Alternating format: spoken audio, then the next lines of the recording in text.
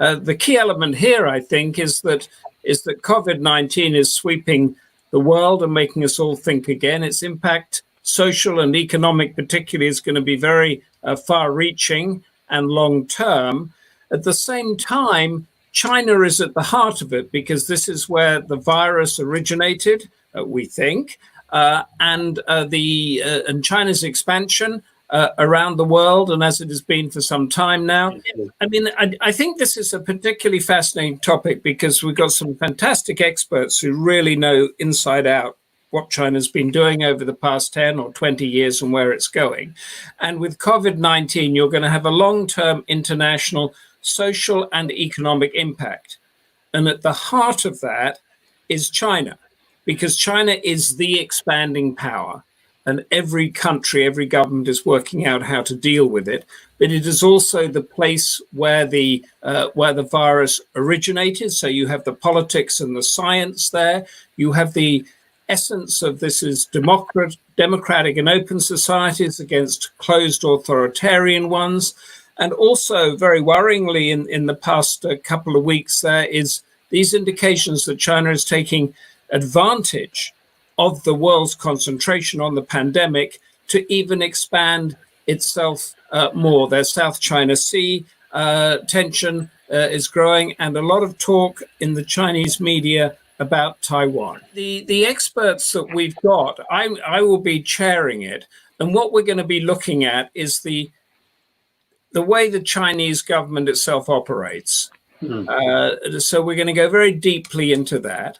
We're going to look at the world order as it is, because there's been a lot of talk about a new world order, whether it will be reform of the current world order that was basically set up after the Second World War, but led by Western democracies, or whether there can be two parallel orders, ways of doing things, one led by China, the other, the existing world order as it is. But I think one thing that we all know, and that's coming out of the pandemic, here in Europe where we are and in other places, is that the institutions that we are looking to guide us through this, all of us and our families, are creaking at the seams, badly in need of reform and of new ideas.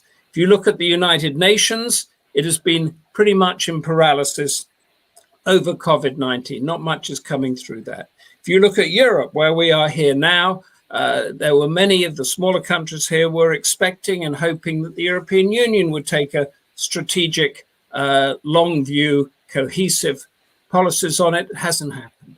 Each country has gone in onto its own. They've put up borders in places. They've hoarded supplies. They've done their own thing. Are we back to the nation state? And then you're looking at the regional and global alliances that are set up by things like the United Nations and the European Union, and how they have been affecting on this. And where does China fit into all of this? Well, China doesn't really work with alliances, not like us. China works with China. China has its mandate of heaven. So people either buy into what it's doing or do not buy into what it's doing. What will happen with the supply chains that come out of China, the clothes that we're wearing, the all of this stuff that we have? What's going to happen when nations start thinking, well, we need to control our supply chains more?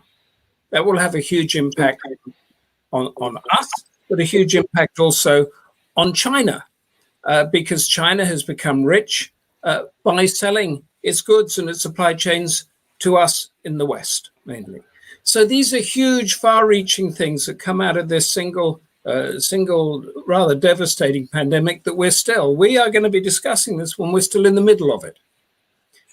And quite possibly we're going to be discussing it at the very time that China is saying, well, we've conquered it. Our people are now free to move around. We have no more lockdown, but we did it with mechanisms of surveillance and discipline that are unpalatable to your Western democracies. We saved lives that you couldn't save because of our restrictions. Now, how does that mesh? A strong argument, perhaps, but how does that actually mesh when there are 1 million people in their labor camps, concentration camps, whatever you want to call them, in Muslim-dominated, predominated Xinjiang. How do we, with our Western democracies, get our heads around this?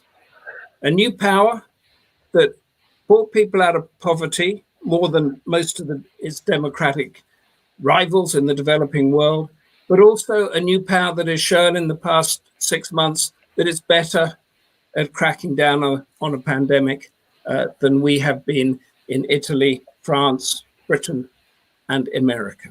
These are all the questions that we're going to be looking at, the long-term impact, social and economic, of COVID-19, with China at the center and a panel of experts brought together by Democracy Forum.